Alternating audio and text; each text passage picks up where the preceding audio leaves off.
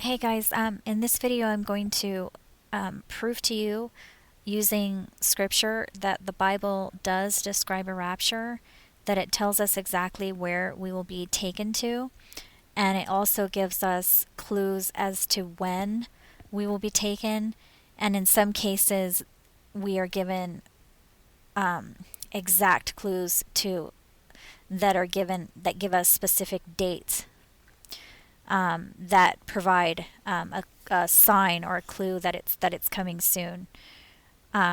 So let me go ahead and get started. First of all, the word harpazo means raptus, and that means rapture. So it actually is in the Bible. 1 Thessalonians 4:17.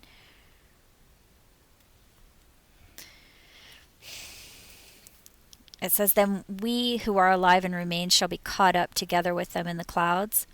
This word right here it means harpazo. It means to catch up. And if you go to Wikipedia, you can see the other translations. The Middle French word rapture means the medieval Latin raptura, which is derived from the Latin raptus, which means a carrying off, which also means the Greek word harpazo. So there's really no question that it's in the Bible. It is. In Luke it says that some will be accounted worthy to escape all the things that shall come to pass. That means they're not going to go through the whole thing. They'll escape it at some point. He said that we will depart in Luke 21:28. When these things come to pass, your departing is coming soon. So we'll go look at that. 21:28. And when these things come to pass, look up and lift up your heads, for your redemption draws nigh. So redemption is this word that means deliverance, and it comes from a compound of this word and another word. And this word actually means departing or fleeing. So it's clearly telling us that when these things come to pass, look up, because our departing is coming soon, that we will depart soon. It also says in Psalm 94 that some people will be given rest from the days of adversity, and that some are not appointed to receive the wrath of God that is coming. So this scripture, for God did not appoint us to suffer wrath, but to receive salvation, meaning we would be saved and taken to a safe place. It says that whoever believes in him should not perish, and that's because, and whoever believes in him shall not die, and that's because the other people will die. It says at the great tribulation, no flesh would be saved except for the elect, those who will be taken out of the tribulation. The tribulation will be shortened for the elect. If there's a first resurrection, then there must be a second resurrection. This scripture right here, Revelation 20, verse 6. Blessed is he that has part in the above raising up. And actually, I'm not saying either or. I'm saying above raising up. It's resurrection. I'll go to that. Revelation 26.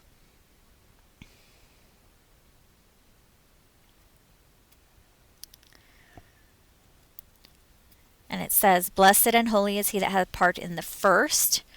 And so if we click on this word, it is contracted from a superlative of this word.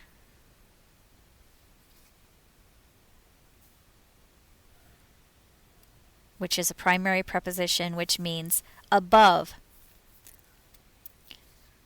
So blessed is he who hath part in the above, and then this word means raising up. So another word for the rapture. This could be another reference to the rapture, saying blessed are those that take part in the first rapture, or the above rapture. So, and also, if it's saying there's a first one, that means there's also a second one. it tells us exactly where we will escape to. In Luke 17:37, the disciples said, "Where?" And he said, "The heavenly stars." So Luke 17:37, we'll go there.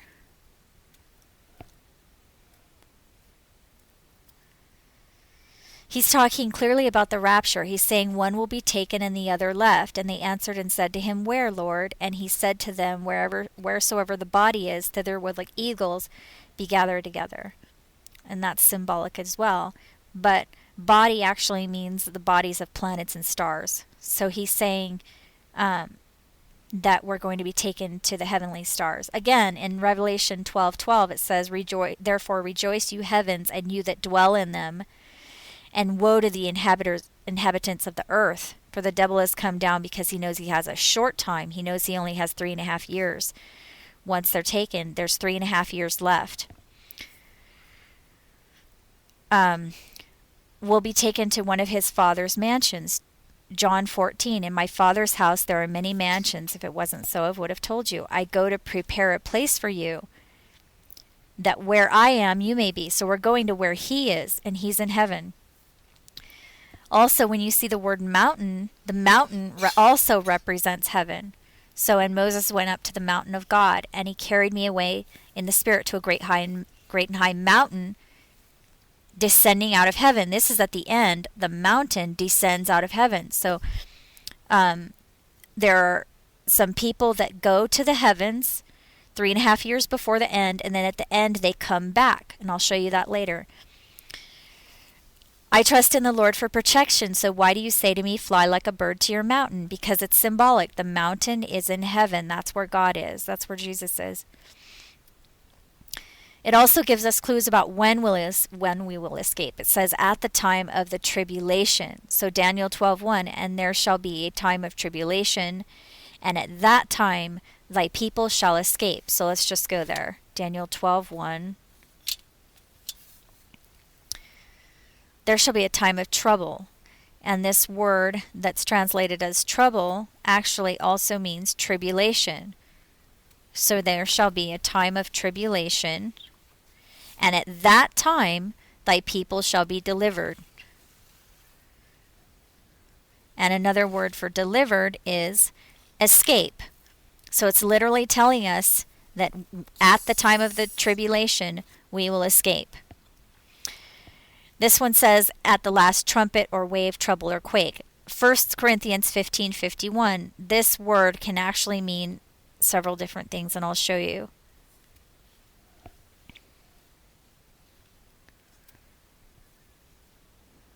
"Behold, I show you a mystery. We shall be changed in a moment, in the twinkling of an eye, at the last trump." So if we click on this, it means trumpet. Perhaps from this word, for the idea of quavering or reverberation.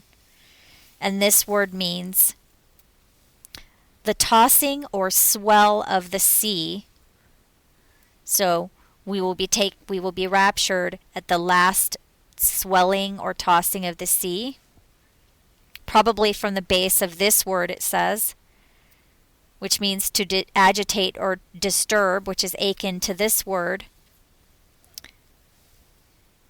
which means to shake or tremble or quake. So we don't really know, and I mean, I'm the same as everybody else. It seems like it's saying the trumpet, which you would think is the Feast of Trumpets, because there's so many other references to the Feast of Trumpets. But we don't know that for sure. It could possibly mean one of these other things. It also says at midnight in Matthew 25, but this also could mean several different things, and I'll show you Matthew 25:5. So it's talking about how everybody went forth to meet the bridegroom. They thought the rapture was going to happen, but then the bridegroom delayed. So tarried here, it means delayed. I'll show you that first. So everybody, for some reason, is going to think the rapture is going to happen, but then it doesn't, and the bridegroom is delayed. That's what this is talking about. But then at midnight, there was a cry made, and the bridegroom came. So if we click on midnight, this is a primary word, and it means all these different things. It can mean night, or the time when work ceases, or the time of death, or all of these different things. The time when the weary and the drunken give themselves up to slumber. So it can mean all of those things. It doesn't necessarily mean midnight. If it does mean midnight, then I think it's interesting that the earth is at midnight on the winter solstice when viewed from the south. And remember that the winter solstice every year, the earth travels clockwise when viewed from the south of the solar system. And also in Job 9:9, it said, he which makes Arcturus, Orion, and Pleiades in the chambers of the south. So that kind of gives us a clue. Maybe the south is important. So right here, we know that on the solstice, Earth is at midnight. But we don't really know that that's what it actually means. It could just mean night or, or something else. There's all these different definitions for that. But that does give us a clue as to when it might happen. It also tells us that at the time of the flood, it will happen. So I called to the Lord for help, and he saved me from my enemies. A deadly flood was carrying me away. He reached down and grabbed me from above. He pulled me from the deep water. He saved me from my enemies. They attacked me in my time of trouble, and he took me to a safe place. That sounds like the rapture to me, and it's saying at the time of a flood. Remember in Revelation 12:15, right before the woman, which represents the bride of Christ, which represents those who are raptured, right before the rapture happens, the serpent casts out of his mouth water to carry the woman away by a flood. So if we go to Revelation 12:15, I'll show you what I mean by that verse. Down here it says, and the serpent cast out of his mouth water as a flood. So if we click on the word water, it can also mean many people. So it probably, I would guess it means both, but it could mean either or. We don't really know. Down here, we have some really, really obvious clues, and that's why I've been focused on this so much, is because these two things have happened, and they're really amazing fulfillments. In Matthew 24:15, I put both the translations here so you can see. This is the standard King James Version translation.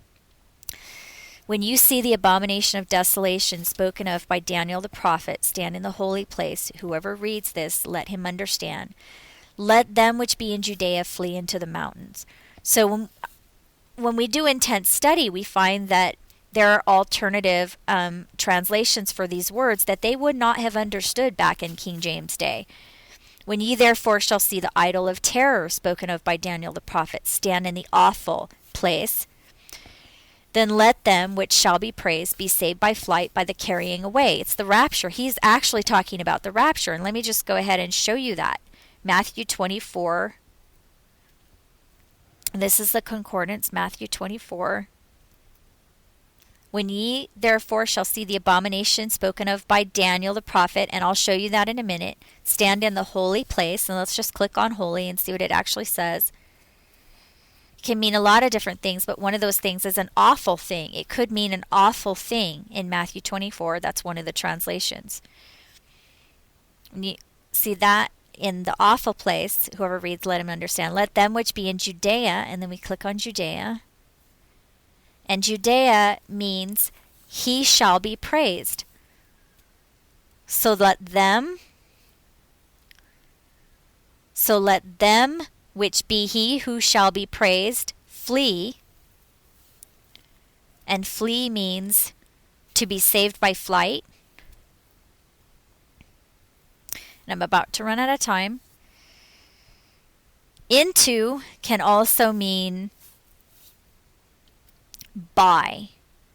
So let he who shall be praised be saved by flight by the, and then mountains probably comes from obsolete oro. This is oros, which means to rise or rear,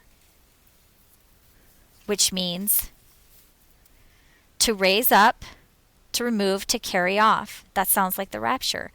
So it really is saying, when you see the idol of terror spoken of by Daniel the prophet Let them which shall be praised be saved by flight, by the carrying away. Okay, I'm going to continue this in the next video.